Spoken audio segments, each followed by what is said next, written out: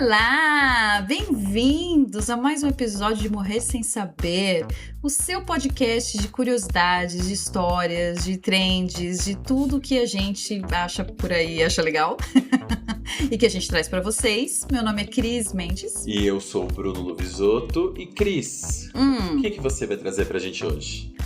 Hoje eu vou trazer a história da Biosfera 2, sendo que a Biosfera 1 é essa que a gente mora, vive. Vou falar sobre um experimento chamado Biosfera 2, que isolou 8 pessoas, tipo Big Brother, só que muito pior. E você, Bru, o que você trouxe? E eu trouxe uma história que a gente poderia chamar de One Guy, One War. Um cara, uma guerra. Uma revolução, talvez, Gostei. Acho que vou deixar esse mistério no ar. O que isso significa? Uma garrafa que mudou o mundo. É isso. Sim, uma garrafa que mudou o mundo, com certeza. Não sai daí, hein?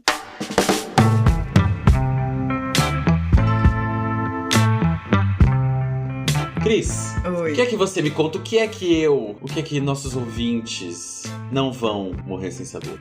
Pois. Antes. Vem aí. Antes de eu entrar no papo, eu queria perguntar pra você: você tá acompanhando o Big Brother ainda? Tô acompanhando pelo Instagram. Esse é o primeiro ano que eu acompanho o Big Brother indiretamente. Teve anos que eu não acompanhei, alguns poucos, tipo da menina racista do BBB19. Teve vários que eu acompanhei até de assistir pay-per-view, tipo 21. Mas esse eu tô acompanhando. Né? Exato. Esse eu tô acompanhando indiretamente, porque eu tava meio sem tempo, mas muito interessado. Pois é, né, cara? Eu tô um pouco cansada, porque, vai dar já os 100 dias. 3 meses é muito longo, cara. É muito tempo, cara. Agora pensa, você viver dentro de um lugar fechado, não por 3 meses, mas por 2 anos. Você imagina o que ia acontecer, cara? Isso é papo de estação espacial, é isso? Você já ouviu falar do projeto Biosfera 2? Não, tem cara de coisa de bilionário isso. Tenho medo. Você acertou muito em cheio. Na verdade, não é coisa de bilionário, mas teve dinheiro de bilionário no meio. Sim. Não, projeto. Não um bilionário querer ficar 2 anos. Lógico que o bilionário não quer ficar 2 anos preso. Não. Isso não. Não, mas o próprio projeto, ele entrou meio que já existia a ideia, sabe? Ok. Tá. Não, nunca ouvi falar. Biosfera 2. Diferente da Biosfera 1. Eu também nunca tinha ouvido falar. Tá. Diferente da Biosfera 1, que é onde vivemos no momento. Que é a Terra. Ok. E é o que sempre dizem sobre sequências, né? Tipo, é difícil, né? É muito difícil. A sequência do... Apesar de que o primeiro tá ruim, né? Tá difícil. Imagina o segundo. Então, antes de eu começar a pauta, eu queria também agradecer o Thiago pela pauta, porque foi ele que me indicou. E está rolando isso, às vezes as pessoas sugerem pauta e eu esqueço de agradecer. Então, se é o caso de alguém que tá ouvindo, desculpa e obrigada se aconteceu alguma vez. Mas eu vou tentar sempre não esquecer mais. Mas enfim, eu sou super fã de histórias de experimentos sociais, né? Já trouxe algumas aqui, inclusive. O Barco do Amor. Putz, eu não lembro demais. Também teve Fire Island, que eu também acho que foi indiretamente um experimento social. Indiretamente um experimento social, né? Sim. E nesse caso, o experimento ele não era pra ser social, era pra ser um experimento científico. Mas ele acabou sendo um experimento social também, sabe? Tá. A Biosfera 2, Biosphere 2, foi uma tentativa de construir uma terra, meio que a Biosfera 1 mesmo, em miniatura, pra testar se a gente conseguiria fazer isso fora do planeta, se a gente conseguiria viver em um ambiente sem nada externo, entendeu? Então eles construíram uma estrutura gigantesca, e colocaram pessoas pra viver lá de forma hermética, entendeu? Então nem tinha troca de oxigênio com o lado de fora, tipo um terrário gigante. Isso que eu ia falar, tipo aquele terrário com musgo, com coisa, ok. Com musgo, a porra toda, exatamente. Okay. Então, o objetivo era, tipo, criar um sistema de suporte à vida completamente fechado, hermético, né? E tinha que funcionar 100% com o que tinha lá dentro. Oxigênio, água, comida, dejetos, inclusive as pessoas, né? E aí as coisas acabaram, enfim, indo por caminhos bizarros. Essa história é toda doida. Apesar de eu ter achado, assim, ela super interessante e, inclusive, tem um documentário sobre ela de 2020. Acho que chama... eu anotei em algum lugar. Biosfera 2, o inimigo agora é outro. É isso. Chama Spaceship Earth, um documentário do Prime Video. Eu não assisti o documentário, tá, galera? Eu pretendo tá no assistir. Prime Video, ninguém viu. Ninguém viu, né? E outra, no Prime Video você não consegue achar nada, então, mesmo se eu quisesse, eu não ia conseguir achar. Mas antes da gente falar do projeto em si, pra você entender como que funcionou e tudo mais, eu queria começar com a história do cara que pensou no projeto. Que tudo começa sempre com uma pessoa meio empreendedora, né? Uma pessoa meio doida, meio excêntrica. E eu acho que nesse caso, totalmente o John Allen, que foi o cara que teve a visão do Biosfera 2. E eu achei muito interessante porque ele é uma pessoa muito interessante, sabe? Ele é tipo de... Ele não é um cientista, mas ele também não é um não cientista. É difícil explicar. Porque ele é um cara... Ele é um cara que teve uma formação, assim, super heterodoxa, assim, por assim dizer, né? Então, ele aprendeu sobre literatura, sobre teatro experimental, sobre ecologia aplicada, comunidades alternativas, mas ele é engenheiro e ele também atuou na indústria do minério. Ele criou umas ligas, sabe? Tipo, ele já escreveu para jornal, já participava de protesto, se envolvia com galera de sindicato. O cara, cada hora fazia uma coisa. Um homem Wikipédia fala que ele é um homem renascentista, exatamente. O Wikipédia fala que ele é um ecologista de sistemas, engenheiro metalúrgico, aventureiro e escritor. Eu achei muito bom. Aventureiro? Que é isso? Gostei. E assim, bem ênfase nesse metalúrgico mesmo, porque ele trabalhou um tempo na indústria de mineração, o que eu acho que acaba sendo um pouco de ironia, né? Ele ir pra parte de ecologia, sendo que ele era da mineração, enfim. Sim. Ele fez muitas coisas ao longo da vida e durante um tempo ele autofinanciou uma viagem de 2 anos para vários países do mundo, assim, ele foi para uns 20 países, para estudar as origens das culturas indígenas e dos seus ecossistemas. E nos anos 60, ele voltou para os Estados Unidos, e nos anos 60 ele foi morar em São Francisco, e aí ele cofundou uma companhia de teatro, porque sim. Bicho grilo, já entendi, já. Já entendeu, você já entendeu tudo, amigo. E aí ele criou o Theater of All Possibilities, Teatro de Todas as Possibilidades, junto com outras 2 fundadoras em São Francisco, nos anos 60. E ali ele começou a escrever poesia, começou a escrever romance, conto, peça de teatro, ficção autobiográfica. E aí ele assinava tudo com um pseudônimo, que chamava Johnny Dolphin. Eu achei esse pseudônimo horrível. Quem que escolhe Johnny Dolphin, né, pra ser um pseudônimo? Se você fosse escolher um pseudônimo, amiga, que pseudônimo? Qual seria a sua lógica? Mas tem que ser tipo um animal? Não sei. Você criticou o pseudônimo dele? Eu acho que tem que... Vou te botar na roda. Agora eu tomei uma lacrada. Tomou uma lacrada. Qual então pensa o pseudônimo? Johnny Dolphin, cara. Eu acho muito engraçado o Johnny Dolphin. Eu gosto do conceito da Phoebe, que o dela era Princess Consuela Banana Hammock. Lembra disso? É verdade. Ela tinha mais de um nome, ela né? Tinha porque mais ela também tinha o Regina Philange. Isso, Regina Philange, sim. Eu gostava do Will and Grace, que tinha a Karen, que o alias dela era, né, o pseudônimo dela era Anastasia Beaverhausen. Isso. Eu queria uma coisa meio assim. Gostei. Mas então, ele escreveu tipo uns 15 livros sobre esse pseudônimo. E aí, ele meio que, com esse teatro de todas as possibilidades, eles viajaram muito, eles faziam várias intervenções artísticas e tal. E aí, essa galera que veio de São Francisco, que são os amigos dele, a pessoa que estava envolvida com isso, resolveram criar uma comunidade alternativa, of course. Uau, inesperado, tá? Inesperado. Ele fundou os Novos Baianos junto com o é isso. Ele fundou os Novos Baianos.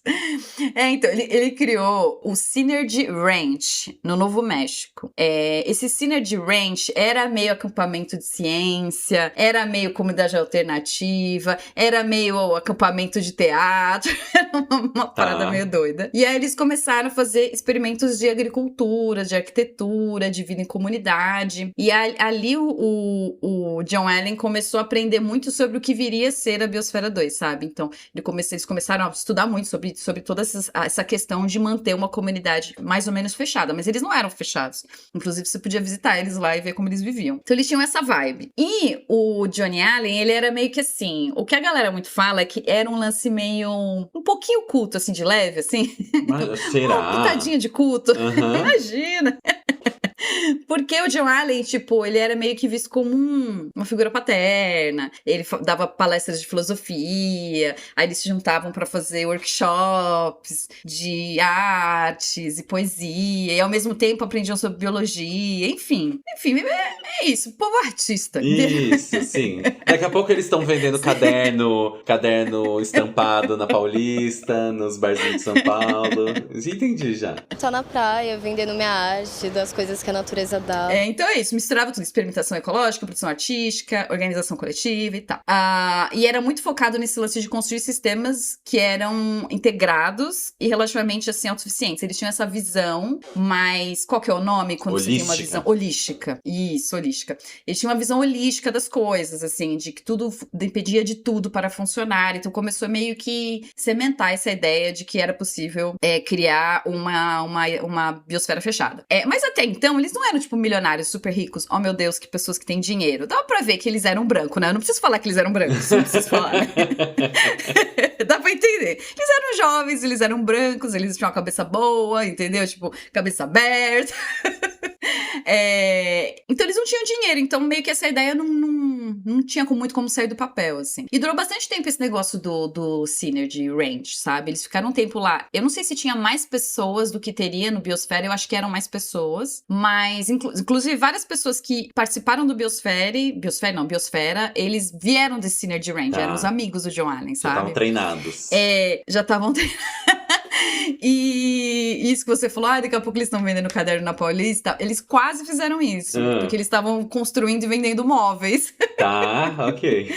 E aí eles convertiam o dinheiro pra fazer várias paradas no rancho e tudo mais. E aí um belo dia, um homem chamado Edward Bass tava procurando coisas feitas à mão, porque ele gostava um pouco dessa vibe, e ele entrou no rancho, né, pra poder conhecer e comprar esses móveis feitos à mão. E o Edward Bass, conhecido como Ed Bass, ele é um magnata do petróleo. Ele nasceu em 45, no Texas, e ele faz parte de uma família que chama Bass, uma das famílias mais ricas nos Estados Unidos por conta de petróleo. Ok. E aí, ele ficou encantado com a vibe do lugar. Ai, que lugar onírico. E aí ele falou, vou ficar aqui mais um pouco. Foi lá e se inscreveu para um workshop de artes dramáticas. Afinal, estamos falando de atores, né? Sim. E aí ele, assim, a partir daquele momento que ele fez esse workshop, ele resolveu que ele queria investir nas ideias do John Allen, que o John Allen era, tipo, um gênio, sabe? E aí eu fico me perguntando, e eu pergunto pra você, o que você acha que aconteceu nesse workshop de artes dramáticas? Pra ele, um magnata do petróleo, resolver pôr dinheiro num projeto como esse. Olha, pior que assim, poderia imaginar muitas coisas muito loucas, pessoais, escabrosas, mas, ao mesmo tempo, assim, um cara magnata do petróleo. Eu imagino que, assim, a pessoa tendo contato com um mínimo de liberdade, um mínimo de senso de você entender, uns hippie doido ali no meio do mato, eu acho que deve ser tão libertador que eu consigo entender se encantar por uma coisa tão simples assim, sabe? Porque quem que vai no Burning Man da vida? Não é isso, no final das contas, que eles estavam fazendo uma experiência longa do Burning Man. É isso, uns homens brancos de Wall Street e afim, que vão lá usar um cogumelo uma vez na vida. Uou! Minha vida isso mudou. Que eu ia falar, amigo. Uma mudança como essa, apesar de eu não ter certeza de como ele era, mas pra mim só pode ser motivada por um elemento químico. Eu acho que tinha alguma coisa aí nesse workshop. Ou era uma ayahuasca, ou era um cogumelo intenso. E ele, eu acho que eu vou investir na vida. Mudou a vida, sim. E aí, finalmente tinha alguém pra botar a mão no bolso, né? De verdade, né? E aí ele resolveu investir pesadamente. Isso foi nos anos 80. Na época, ele investiu $200 milhões nos anos 80. É muito dinheiro. Eu calculei... Eu calculei não, né? Eu mandei calcular aqui. Hoje seria em torno de 2,5 bilhões de dólares. Meu Deus. De dólares, meu Deus! Eu não sei quanto que daria isso em reais, eu nem quero contar. Eu nem quero fazer essa conta. Mas é muito dinheiro, muito dinheiro. Ele abriu a mão mesmo, assim. E a própria construção do lugar teve todos os seus dramas, assim, sabe? Mas era isso, eram jovens com muito dinheiro na mão, podendo fazer o que eles quisessem, muito dinheiro na mão, podendo construir o projeto deles. E eles eram pessoas, assim, tirando o Ed Bass, né? Eles eram pessoas pessoas muito idealistas, assim, sabe? Faziam as coisas muito pra comunidade. Dizem boatos que ele era meio obcecado com vida fora da Terra. Eu não sei o que acontece com esses milionários, que eles são todos obcecados com vida fora da Terra, cara. É tipo, mano, talvez eles sabem alguma coisa que a gente não sabe, né? Eu acho que existe, na cabecinha deles, existe chance deles escaparem do, isso com certeza. O cenário de inferno que eles deixaram na Terra, Isso, entendeu? com certeza. Então. E aí ele era meio obcecado com o relógio do fim do mundo. Anos 80 era uma parada que se falava muito sobre o fim do mundo também. Sim. Mas de outras formas. De uma forma muito mais, como eu posso dizer... não era uma parada tão escrota como é agora, que é tão real, sabe? Era uma cara de, gente, no futuro... Olha só, no futuro não vai ser bom, hein? Era tipo isso. A sensação que eu tenho é que era mais apocalíptico, mas mais distante. E agora é assim, a galera já acabou. Tipo assim, é daqui pra baixo e é isso. Vai ficar horrível de viver, mas não vai explodir a Terra. Vai só ser muito ruim. E é isso. Exatamente, Cada isso. dia É muito pior, muito mais triste. Muito menos cinematográfico, Sim. Né? Mas tinha o lance do relógio do fim do mundo, que pra quem não sabe, o relógio do fim do mundo... Eu não sei nem quem decide que porra de hora que é desse relógio do fim do mundo. Eu só sei que é um relógio que ele fala que quando o mundo vai acabar, teoricamente. É um conselho de cientistas. De teatro. Isso. Conselho de cientistas de diferentes especialidades, se eu bem me lembro. E eles avaliam várias coisas, dentre elas, tipo, crise climática, mas também guerra. E ele é uma proporção... Nossa, deve estar faltando 15 segundos agora, então, É uma coisa assim, é uma proporção do tempo... não vou lembrar, é como se todo o tempo do mundo fosse 1 hora, 1 minuto. Eu sei lá como é que era. Mas eu sei que a gente tava com... A gente bateu o recorde. O último ano, se eu não me engano, a gente bateu o recorde de mais próximo do fim do mundo. Que era 40 segundos, talvez? Entendi. Você achou aí? Uns 40 segundos, eu não sei. É uma coisa assim. Eu lembro de ter visto essa notícia no passado, do relógio do fim do mundo. 2025, 1 minuto e 29 segundos. Até que é bastante. Mais. Nossa, tamo suave. Eu, hein? Gente, relaxa. Tá tudo certo aqui. Nossa, tá tranquilo.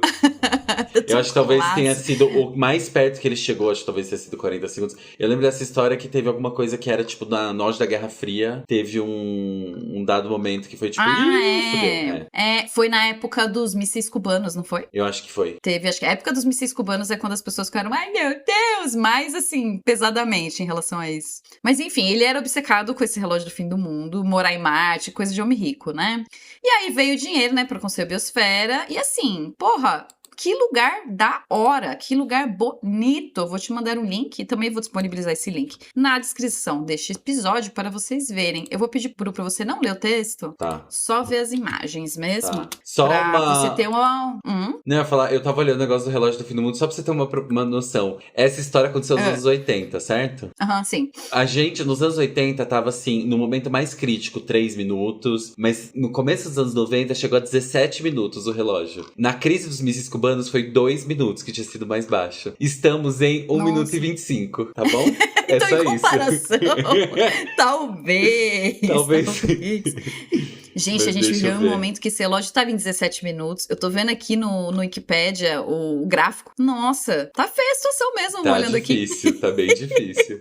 Quem diria que a situação do mundo tá difícil, né? Tô vendo as imagens não aqui. Esperava. Nossa, calma. Parece menor do que eu esperava. Tipo, é muito grande, mas parece menor do que eu esperava. Então, ele é bem grande. Ele tem 12 mil metros quadrados. Tá. Não, na foto parece um pouco menor. Mas parece uma estufona, parece um pouco menor, assim, né? E tem várias torres, assim, né? Então, ele é um complexo de 12 mil metros quadrados. Ele fica no deserto do Arizona, nos Estados Unidos. Tem uma altura de 8 andares.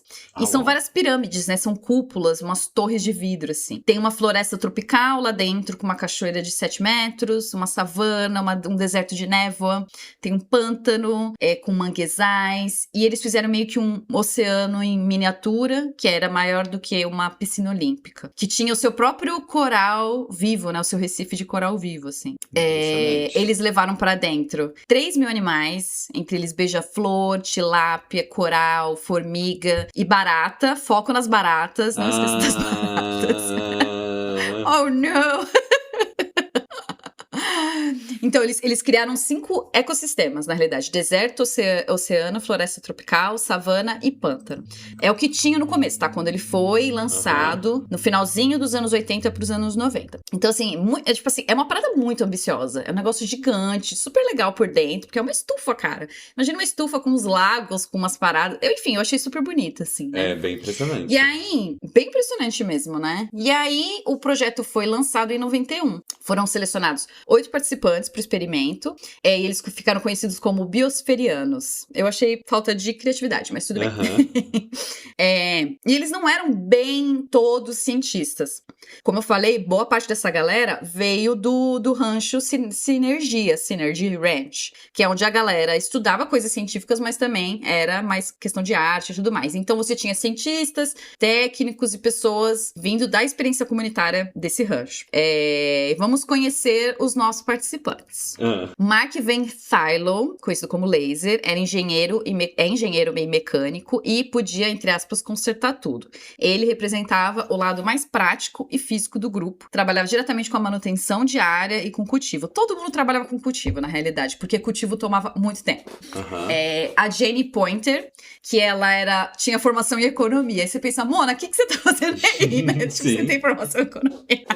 Ela acabou se transformando numa das figuras mais midiáticas, assim, do grupo. Depois do experimento, inclusive tem TED Talk dela, ela lançou livro, ela apareceu bastante, fez muita entrevista depois e tal. E ela cuidava também da agricultura, como todo mundo, e cuidava dos animais. Ela cuidava também da horta de comida e tudo mais. E ela também tocava flauta e tocava balalaica. E tinha vindo do rancho. A Abigail Allen, que era uma bióloga marinha e mergulhadora, ela é responsável pelo manejo do oceano artificial, dentro da Biosfera 2. Tinha experiência em ecossistemas aquáticos e ela cuidava dessa parte do oceano. Tabor McCallum era engenheiro e cientista e ele cuidava toda a parte de sistemas. Então, ele era meio que o gêniozinho do grupo, sabe? Mas ele testava solo, atmosfera, enfim. E ele levou pra poder passar o tempo no rancho, o violoncelo, seus tambores de conga e os seus sintetizadores. Importantíssimo. O Mark Nelson, que era importantíssimo. Mark Nelson, que era ecólogo e um dos colaboradores mais próximos do John Allen, também desde a época do Sinergia. E ele tem uma graduação em filosofia, claro. É porque é tudo que a gente precisa num ambiente como esse. O Roy Walford, que era o mais velho, tinha 67 anos, era todo mundo novo, em torno de 20 a 30 anos, assim.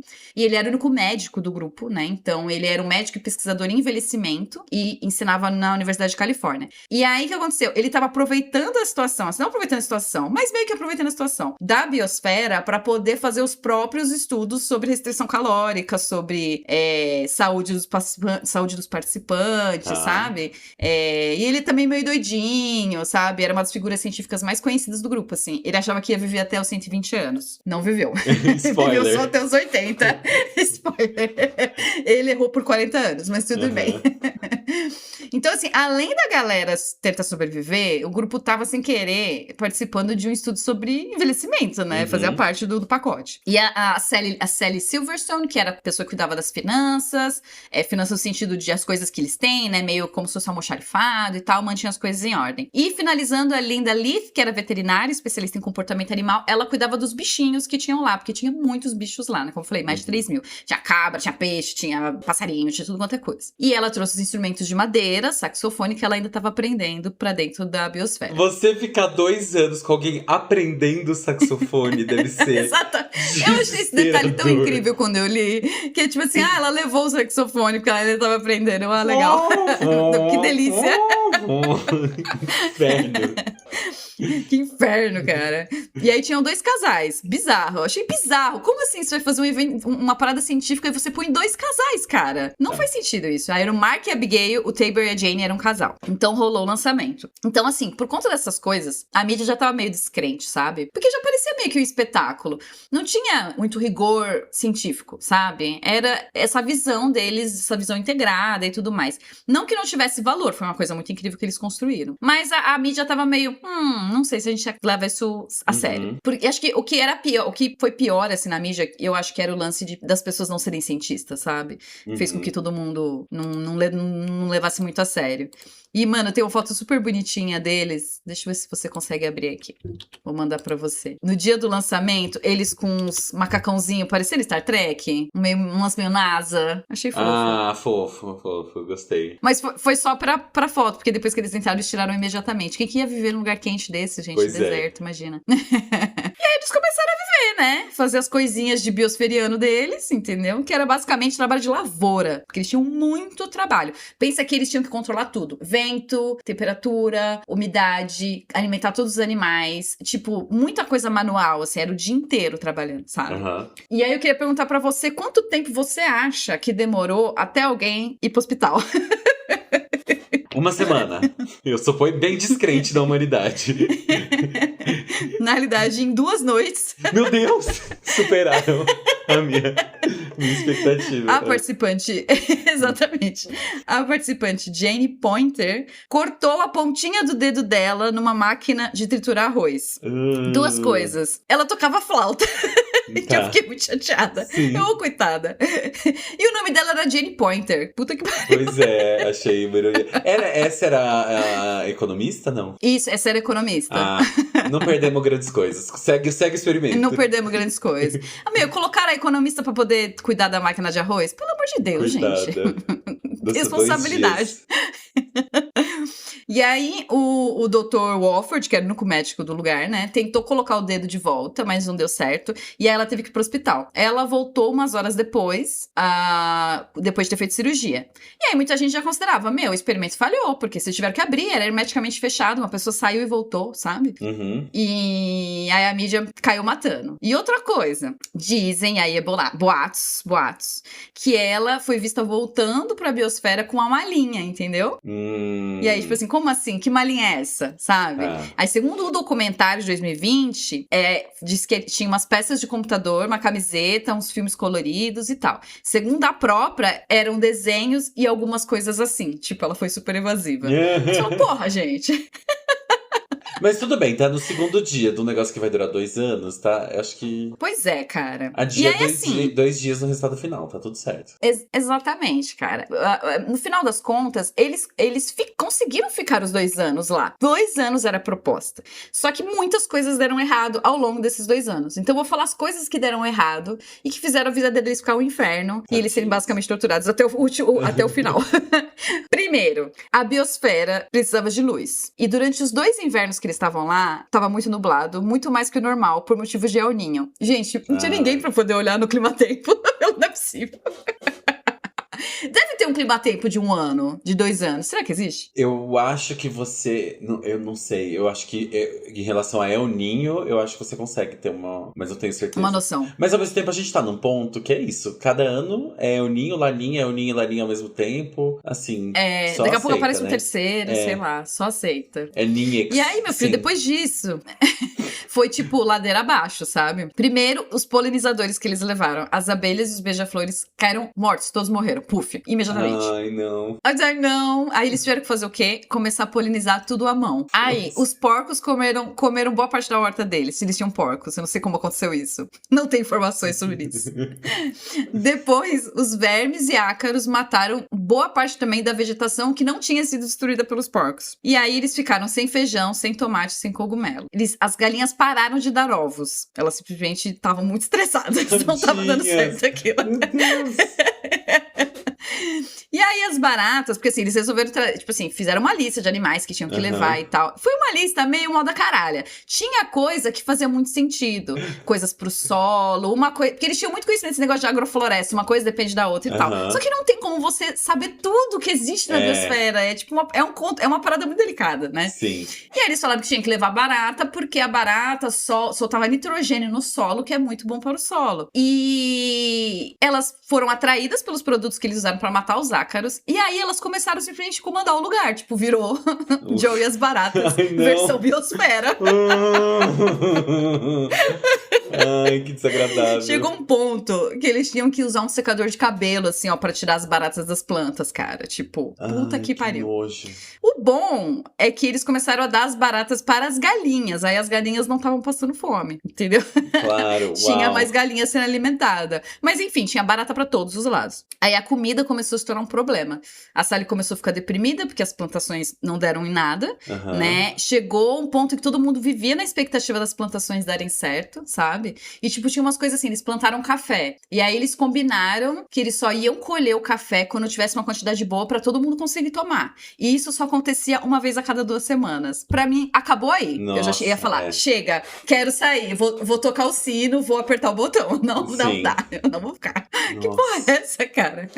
Desespero. Cacete. Então, e aí, mano, comida é a parada número 1 da nossa vida, né? Aí virou xepa, né? Aí a galera tava querendo se matar já, né? E aí, eles levaram uns bichinhos, que é uns primatas, que chamam galagos ou gálagos, eu não sei como é que fala direito, porque eu nunca tinha visto animal na minha vida. E são uns bichinhos bonitinhos, parece uns pokémonzinhos assim, é uns primatinhos, um macaquinho assim, pequenininho. E eles ficavam gritando a noite inteira, ninguém conseguia dormir, sabe? É tipo, mano, como que eles não preveram isso? Que eles levaram, inclusive, como companhia, assim, tipo, são uns bichinhos legais e tal, vamos levar. Tipo, vocês não sabiam que eles berravam a noite inteira?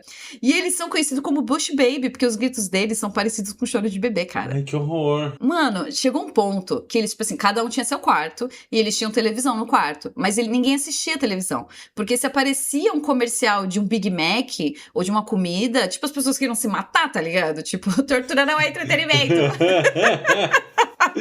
Puta que pariu. Eles ficavam muito deprimidos, porque eles estavam basicamente passando fome, assim, sabe? Mano, imagina, tipo, não tinha internet, cara. Assim, existia internet, mas as pessoas não tinham internet. E eles não tinham internet lá também. Então eles não podiam escolher o que eles iam assistir, eles eram obrigados a ver as propagandas. E, mano, os Estados Unidos é só propaganda de comida, né? De fast food, essas coisas, cara. Eles perderam uma média do grupo inteiro, 16% do peso corporal. Todo mundo emagreceu. Pra caralho, assim, pra caralho. E era foda porque, tipo, tem umas partes da estufa que elas são de vidro, assim, e as pessoas visitavam muito, tinha muita mídia em cima. Tipo, a festa de inauguração tinha o Woody Harrison, tinha, sabe, tipo, pessoas do mundo científico, tipo, era um bafafá. Tinha excursão de escola pra poder as galera lá ficar vendo eles do lado de fora, entendeu? Era meio como se fosse um aquário humano, assim, sabe? E eles falavam, mano, tipo, as pessoas aparecendo e a gente cada vez mais magro, cada vez mais cadavérico, sabe? Tipo, bizarro. Muito triste, cara. Por causa dessa tensão toda, começou a rolar muita briga, tá ligado? E aí, daqui a pouco, tava rolando treta feia, nível pessoa cuspindo uma na outra, sabe? O nível A Fazenda, uau. Começamos Big Brother e caímos na Fazenda. E aí, mano, se formaram 2 grupos. Um que queria ajuda externa, que queria apertar o botão e falar, a gente precisa que me tragam comida, que nos ajudem. E um que queria manter o experimento puro, entre aspas. Eu não sei que puro era esse, se a outra já tinha ido no hospital, mas tudo bem. Entendeu? Então eles se dividiram nessas 2 facções. E aí era treta, né? Treta atrás de treta. Eles não se falavam, basicamente. Eles só se falavam pra poder falar sobre o funcionamento da biosfera mesmo.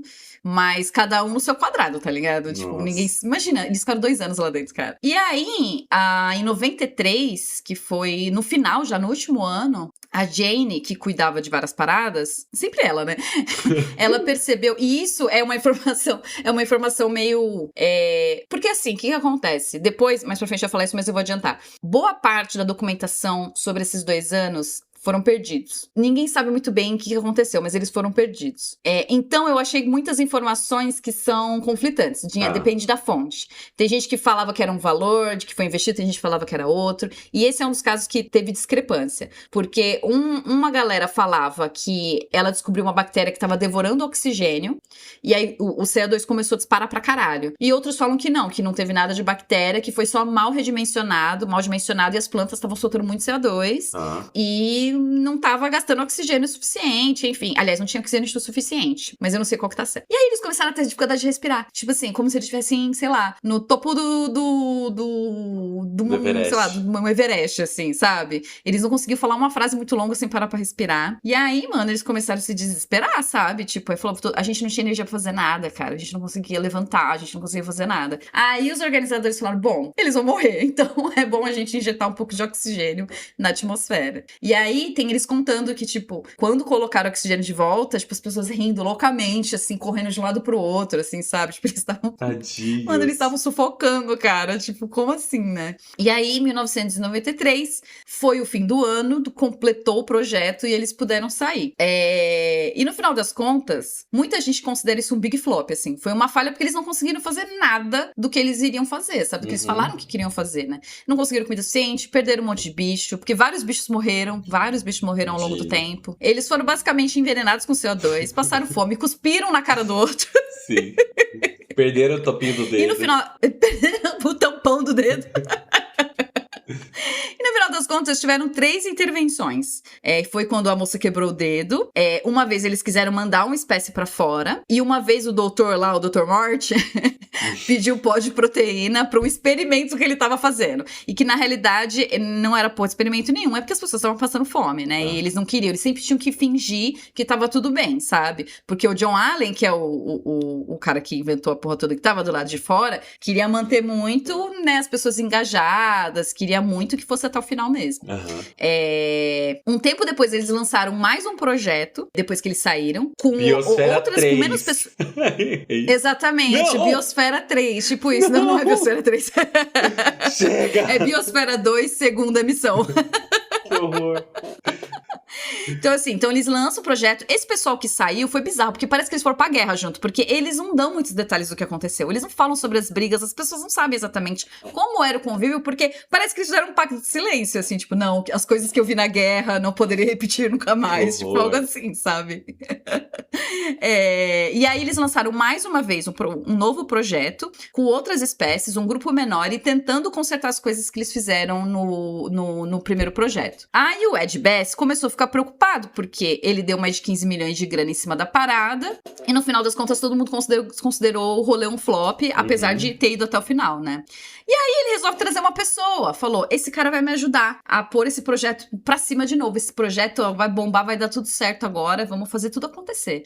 Ele falou, vou trazer um cara que é de Los Angeles, é um cara que entende de dinheiro, é um big shot, né, um cara que faz reestruturação de empresas, ele é da área de finanças, e vai vir ajudar a gente. E essa pessoa não era ninguém mais, ninguém menos, do que o Steve Bannon. What? O Steve Bannon mesmo, o cara que é conselheiro do Trump, gente. Tipo, do nada, ele simplesmente apareceu. Ele não era ninguém nessa época, porque isso foi nos anos 90. Ele só era um cara do mundo das finanças. E ele não era tão insano e maluco como ele é agora. Eu acho que ele foi decaindo, assim, né? Mas ele já era o Steve Bannon, né? E aí, com a entrada do Steve Bannon, as coisas começaram a mudar um pouco de figura. Não era mais um experimento híbrido, né? Negócio de ciência, tecnologia, comportamento, arte. Tava caminhando mais pra ser um business, né? E também pra ser mais sério do ponto de vista científico. Científico dentro do que a gente conhece como ciência, que a gente conhece como método científico e tal. Um lance mais voltado pra metodologia. E aí, Steve Bannon vira CEO da parada. E começa a ter problemas com o John Allen, que é o nosso hippie dono de culto. Como assim? Não é mesmo? E aí começa a se formar uma situação esquisita. Steve Bannon pede a cabeça do Allen, que acaba saindo do Biosfera. E aí rolou uma parada que tava rolando uma tensão entre o John e o Ed Bass, que é o cara que deu dinheiro. Eles começaram a ter uma treta. E o Steve Bannon tomou o controle da Biosfera à força. Ele invadiu o lugar com o US Marshals, sabe? Pra poder pegar de volta. Tipo assim, não, vocês estão...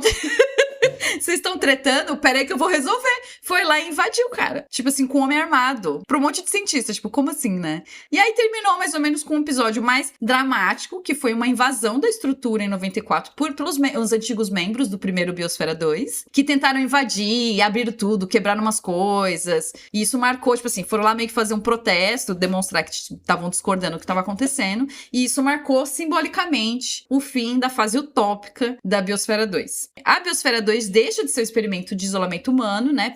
Passa por uma reestruturação gradual e vira realmente um centro científico. O Steve Bannon sai do rolê, né? Ele não faz mais parte. O projeto Biosfera 2.2, o Biosfera 2 segunda missão, ele é cancelado em 6 meses por causa de problemas internos, de briga entre o Ed Bass com o Steve Bannon, de problemas lá dentro interno mesmo, porque virou uma empresa, né? E aí a Columbia University assume a gestão por um tempo. começou a funcionar como espaço de pesquisa científica controlada, com foco em ecossistema e processo ambiental. E hoje em dia ela faz parte, ela pertence à Universidade de Arizona, que mantém até hoje o centro como um lugar que você pode visitar e um centro de pesquisa também. Dizem que não é mais o que era, que tipo, não tem mais aquela vida toda, aquele verde lindo, maravilhoso, mas eles de fato servem para estudos de mudanças climáticas. Eles conseguiram desenvolver um café que é mais resistente, eles descobriram uma ameba que ninguém conhecia, que leva um nome muito engraçado, assim, em latim, Biospherian, um negócio assim, Entendi. sabe? Que eu achei fofo. E não tem mais a glória que teve, pra quem conheceu na época, né? Acho que hoje em dia é meio sem vida. Rolam esses experimentos e rola uma visitação. Dizem que na visitação eles dão zero informação pra você, não contam nada sobre esse passado, é tudo meio Disney, assim, meio por cima. Olha só que linda virou um a centro natureza, entendi. Olha só, olha, tínhamos cientistas maravilhosos criando isso, e olha que incrível que eles conseguiram. É esse tipo de coisa, sabe? Virou meio que um centro de convenções, rolam eventos e tudo mais. E assim, fechando isso, que eu falei demais já, nossa senhora, eu queria perguntar pra você, você acha que foi um big flop, foi uma coisa que falhou, um epic fail do ser humano ou não? Eu acho que a ciência, ela é feita de tentativas, entendeu? Pra você chegar num resultado, eu vou mandar uma coisa Miss Universo aqui, entendeu? Uma sabedoria muito profunda. Mas é real. Eu acho que pra gente descobrir uma substância, a gente precisa descobrir, sabe, uma substância útil, a gente descobre 100 inúteis. Ou que não são úteis pra aquele propósito. Então, acho que tem É que me parece que faltou um rigor científico, né? Acho que tem esse problema de saída, assim, né? Foi meio bagunça, né? Mas, assim, descobrimos que não dá pra fazer essa bagunça, olha só. Exatamente, descobrimos que não dá. Eu concordo com você, eu acho que valeu a tentativa, galera. Legal, vocês descobriram coisas novas. Pessoas sofreram, mas foram só 8. Não é tanto assim. E eles quiseram. Não, eu tenho dó dos animais. Eu tenho dó dos animais. Isso me pegou um pouco, sabe? Os bichinhos que morreu. Mas o que eu ia falar? Eu acho que se fosse acabou, virou um elefante branco e virou um memorial. Pra mim teria sido um flop, entendeu? Teria sido uma coisa, não deu certo. Mas até ainda hoje tá é lá, usado, mesmo que tá lá ainda meio funcionando. Então eu acho que valeu, cara. Eu me peguei pensando assim, por que não? Né? A gente tá numa era aí de remakes, reboots e não sei o quê, mas também a gente podia começar a cruzar franquias, né? Então por que não Fire Festival 3 acontecer dentro da Biosfera 2? Entendeu? Já junta, olha só que legal. Olha que ideia boa. Mano, eu esqueci de falar isso. É muita informação que tem. Dá pra ficar 3 horas falando sobre isso. Teve um filme que foi gravado lá dentro que chama Biosfera. Claro. É claro. É isso, o Barco do Amor 2 pode acontecer dentro da Biosfera. Pode acontecer dentro da Biosfera. Eu acho legal, tipo um Terrace House, sabe? Isso. Põe uns jovens japoneses lá pra conviver. Alô, Netflix, fica a ideia aí, ó. Ai, amiga, depois de eu ter falado tanto sobre Biosfera, nossa, foi a minha obsessão dessa semana. Eu fiquei apaixonada, eu gostei queria. disso, Eu achei apaixonante, cara. Eu achei muito legal o assunto. Moraria na Biosfera? E como que eu nunca soube disso, cara? Eu moraria, sei lá, por um tempo de um Big Brother, não por 2 anos. Nossa, muito. Só de pensar nas baratas, nossa. Tem as baratas, né? Não, então talvez eu não queira, não. Porque eu lidaria bem com outros bichos. Nossa. Agora, barata é de fuder, cara. Puta que pariu, mano. Amigo. Mas então, meu bem, e você? O que você trouxe para a nossa audiência, para mim, que nós não iremos morrer sem saber? Olha, o tema de hoje é uma fofoca de proporções bélicas. Ai, amo. Assim, ó, como que eu posso explicar essa história? Eu vou levar vocês numa viagem dentro do meu processo de pesquisa, entendeu? Como é que eu vim parar nisso daqui? Tudo começou, também é uma pauta indicada, o Pedro me mandou beijo, Pedro, me mandou esse link no Instagram, acho que já pensando que isso poderia ser uma pauta, ele só mandou o link, que era o seguinte, era uma foto de um post do Reddit, que era um post do Reddit e 2 comentários embaixo. Aí o post do Reddit é o seguinte...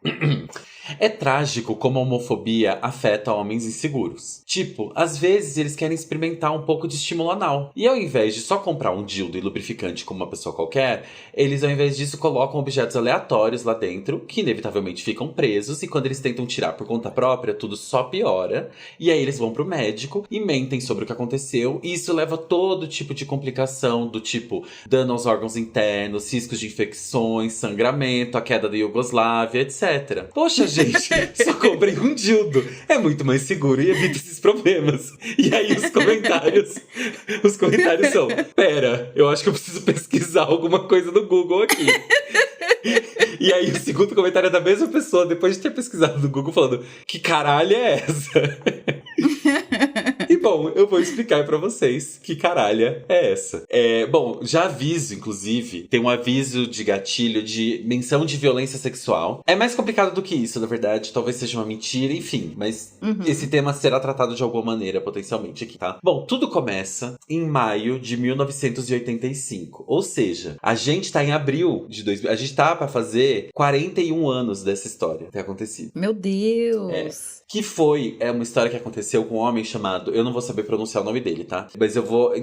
Acho que meu chute é Đorđe Martinović, que era um homem da Sérvia, um homem sérvio, que morava em Kosovo. Ele foi pro hospital com um problema bem particular, que ele estava com uma garrafa de vidro, uma garrafa de água de vidro, quebrada dentro daquela região. Meu Deus, como quebrou isso, gente? Pois é. E aí, assim... Só que o que ele chegou pro médico e contou foi... Não é que eu tentei usar a garrafa sexualmente.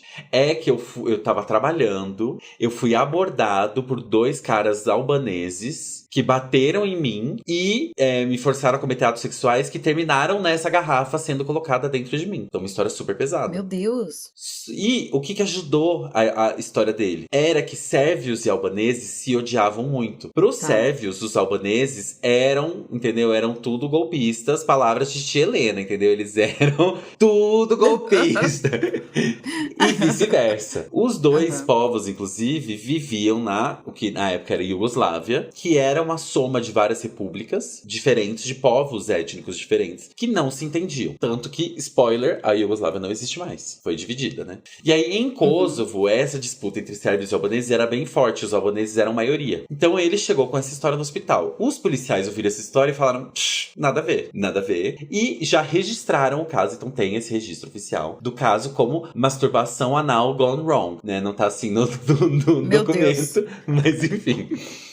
E mais do que isso, o Đorđe supostamente confessou. Então tem um registro de uma confissão dele, dizendo que ele teria pego uma vareta de madeira, enfiado dentro da garrafa, pegou a garrafa, botou apoiada tipo, furou o solo com a vareta e a garrafa apoiada em cima. Então ele colocou a bunda da garrafa, não a ponta da garrafa. Mas como assim? Mulher de Deus! Pois é. Nossa, não, calma. Agora é um mistério. Exato. De uma vez? Não sei se de uma vez, mas a história foi de que ele colocou a garrafa não pela ponta, mas pela bunda. Mas não faz E ele teria sentido sentado. A ideia foi... Sabe aqueles dildos que tem uma ventosa que você apoia tipo, no chão, por exemplo? Ele fez tipo isso.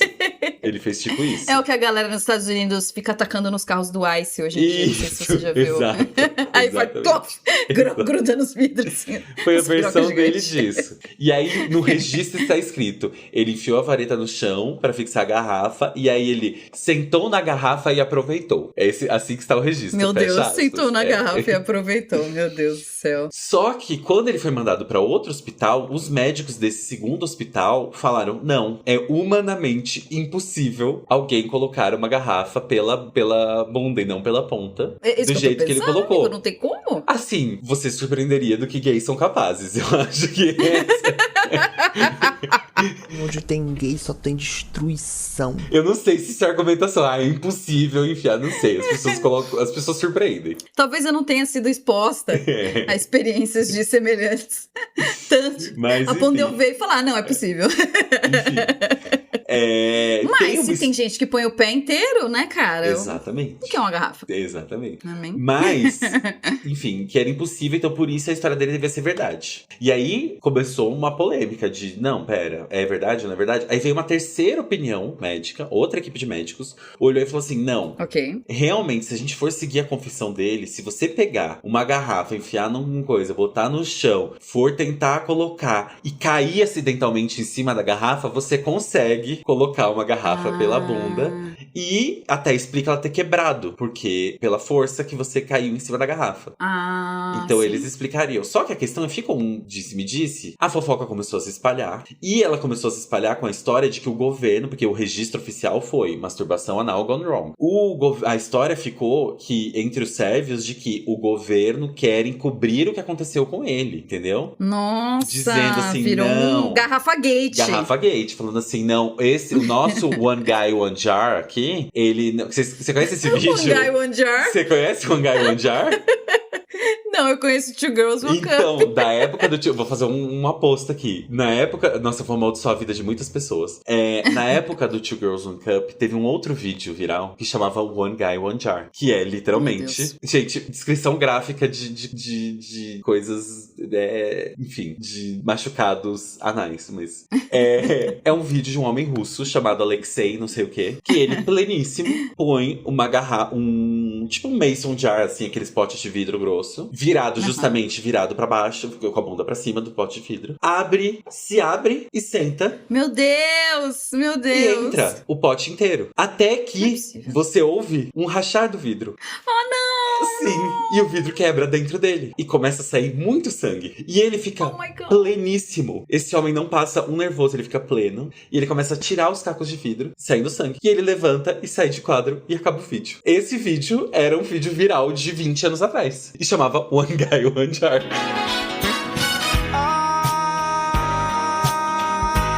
Não tô acreditando nisso, cara. Pois é. Gente, isso pra mim teria sido muito traumatizante. Não, eu da minha nunca idade. quis ver. Eu sei exatamente o que acontece no vídeo, sem nunca ter visto o vídeo. Porque esse vídeo me foi descrito muitas vezes. É que nem... Eu nunca assisti Two Girls, One Cup. Também. Eu sei exatamente o que acontece. Sim. Mas eu nunca assisti, porque Mas eu sei que eu vou vomitar. O Two Girls, One Cup, ele é uma mentirada. Esse é real, até onde eu saiba. Esse é real. Então, enfim. Nossa, é muito pior. É É muito pior. Voltamos. Quem pulou aí... Voltamos. Então, eles falam assim, não, estão usando o Dord como desculpa pra esconder a violência que ele tinha sofrido. E, inclusive, eu vi uma história de que esses dois homens que bateram nele queriam comprar o terreno dele e ele não quis vender. Por isso, eles foram lá, inventaram ainda uma história que nem tinha. Nossa, criaram um lore em cima do rolê. Foi crescendo. Nossa. E, mais do que isso, começaram a comparar esses abusos que ele sofreu com, né, que os albaneses em geral faziam com os sérvios, com o que os otomanos fizeram na Sérvia. Porque a Sérvia e Kosovo foram domínio dos turcos otomanos até o começo do século. Acho que a Sérvia até 1860, alguma coisa assim, e Kosovo até 1910, alguma coisa assim. E eles também eram violentos, expulsavam a galera das áreas onde eles moravam, etc e tal. E eles eram adeptos de qual prática especificamente ao longo da história? A Lovlad Tepes, empalamento. Então... Meu Deus, por que os europeus são assim? Eu não sei.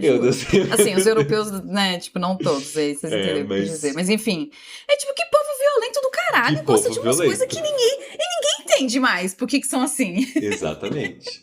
E aí a propaganda que foi se criando era: os albaneses são esse povo bruto, tarado, violento, que cometia atrocidades com o homem sérvio, assim como os otomanos. Eles eram empaladores. Meu Deus. E aí, o Dord, que numa timeline alternativa podia ter sido um motivo de chacota, porque assim, né, a masculinidade, um homem que tava fazendo uma estimulação anal, etc. Não, ele virou um herói local, porque ele era um mártir da causa sérvia. Entendi. Entendeu? Porque a revolta dos sérvios só crescia.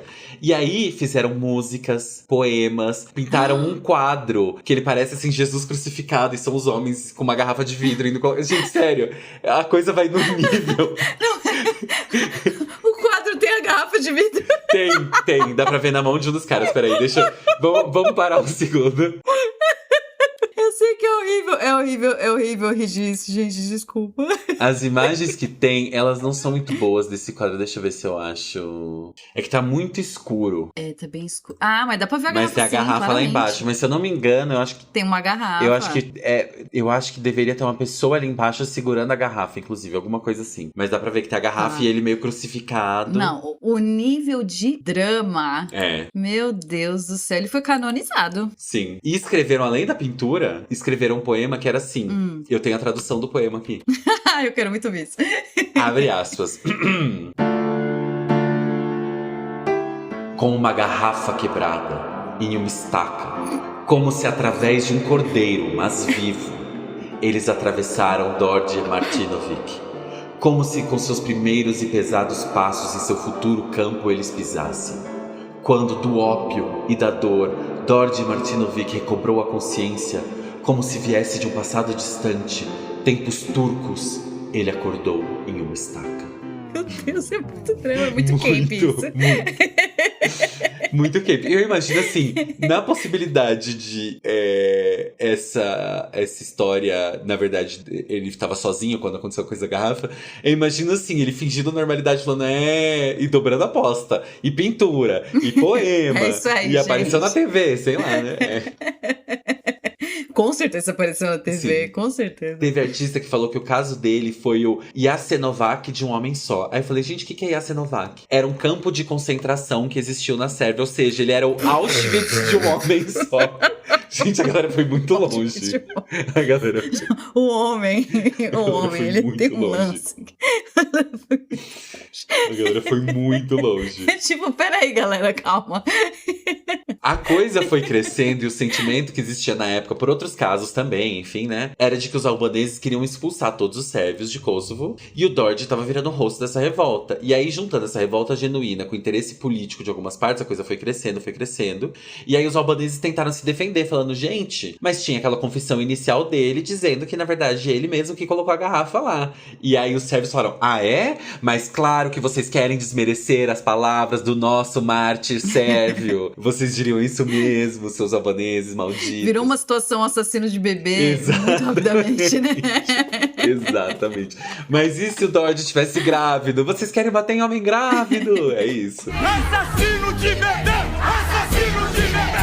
Assassino de bebê! E aí, como eu disse, essa história começou em 85, fim da Guerra Fria. A Iugoslávia tava numa coisa muito específica que era, ela tinha sido regida com mão de ferro pelo general Tito, que morreu no começo dos anos 80. E desde então, esses sentimentos nacionalistas dessas repúblicas da Iugoslávia começaram a ficar mais fortes, porque ele segurava muito disso, com repressão, ele segurava muito esses sentimentos nacionalistas que tinham desses povos étnicos diferentes. Então, a essa altura, pouco importava se a história era verdade ou era mentira, porque o sentimento de revolta era real. E aí, esse sentimento, que só foi crescendo, possibilitou que em 89 o Slobodan Milošević fosse eleito presidente na Sérvia, que foi já um sinal, uma primeira coisa de mudança. E aí, em 91, a Iugoslávia começou a ruir e se separou em vários países. Mas não sem um monte de guerra que foi acontecendo ali nos anos 90. Então, guerra da Croácia, guerra da Bósnia, guerra da Sérvia, foi um monte de guerra que foram acontecendo, que envolviam, inclusive, a OTAN. Muitas delas receberam ajuda,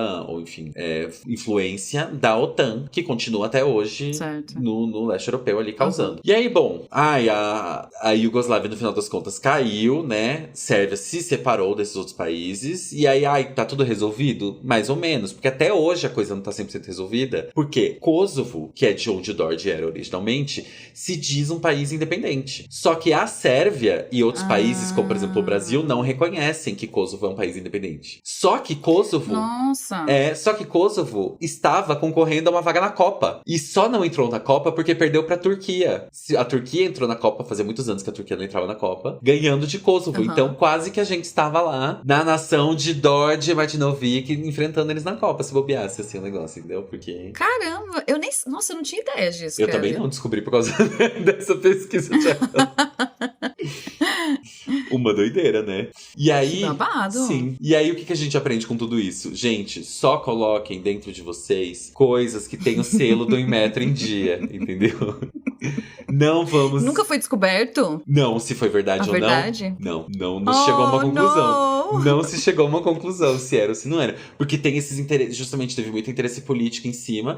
E eu duvido que esse homem vai querer falar qualquer outra coisa que não a história oficial, né, de mártir ali. Enfim. Nossa, que babado, cara. Então, gente, nada de improvisar sex toys, galera. Porque senão vocês vão ter que mentir pro médico. E de repente o sul do Brasil se separa. Porque alguém resolveu enfiar uma cuia de chimarrão onde não deveria, entendeu? Cuidado, galera. Tomem, pensem muito bem no que vocês vão colocar no sulito de vocês. Por favor, pessoal. Pensem bem nisso. Não vale a pena. Amiga, eu acho que ele enfiou no cu, isso mesmo. Eu também cara. acho. Eu acho. Isso é uma coisa muito comum, é muito comum. Sim. E um homem, ele faria, principalmente dessa época e dessa região, que eu acho que é muito machista, ele entregaria a própria vida pra não ter que admitir um negócio desse, assim, cara. Tipo, ele jogaria a mãe na linha do trem pra não ter que admitir um negócio desse. Sim. Então eu acho que não faz sentido. Ele tava machucado, pelo menos, em outras partes do corpo que justificasse, tipo, ele ter apanhado? Eu entendi que não. Ah, eu apanhei, mas só tem essa garrafa no meu cu aqui. É só isso aqui que fizeram, eu tá bom. Eu entendi que não, mas assim, eu não sou perito, eu não fui tão a fundo assim nessa pesquisa. Mas assim, existe uma página na Wikipédia, Incidente Dorje Martinovic, de tão emblemático que é. É muito emblemático, esse caso e o como ele foi canonizado. Um homem que tava potencialmente brincando com uma garrafa e causou a queda da Iugoslávia. Causou a queda do Iugoslávia, cara. Eu tô ainda absorvendo essa informação. Insano, né? Absolutamente insano. Insano, cara. Que loucura.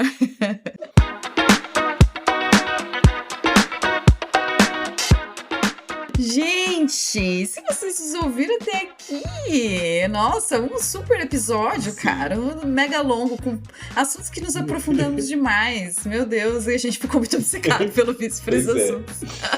Pois é. Entre em contato com a gente, dá feedback pra gente do que vocês acharam do episódio, entre em contato com a gente pelo próprio Spotify ou pelo YouTube, mandem comentários ou nas redes sociais, enfim, entre em contato e mandem também sugestões de pauta, a gente gosta bastante de sugestão de pauta. A gente tem um e-mail, Bruno? Eu acho que não sei, a gente tem um e-mail? A gente tem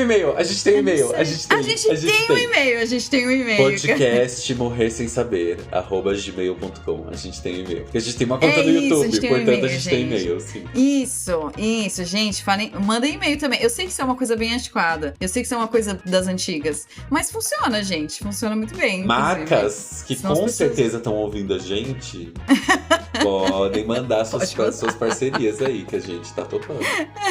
Os publis. Isso. Coca KS, quer fazer uma divulgação aí depois dessa pauta? Faz um brinquedo, um sex toy. A gente topa. Ao contrário. A gente topa. Com a bunda pra cima. Tem que sacanagem. Empresa de dedetização, depois da história das baratas. Querem fazer uma divulgação aqui? A gente faz. A gente nunca vai conseguir falando essas merdas.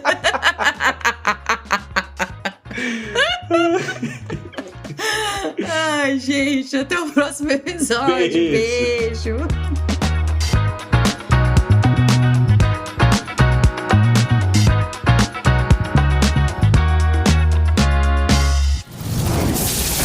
Esse podcast foi editado por Samuel Gambini, samuelgambiniaudio.com.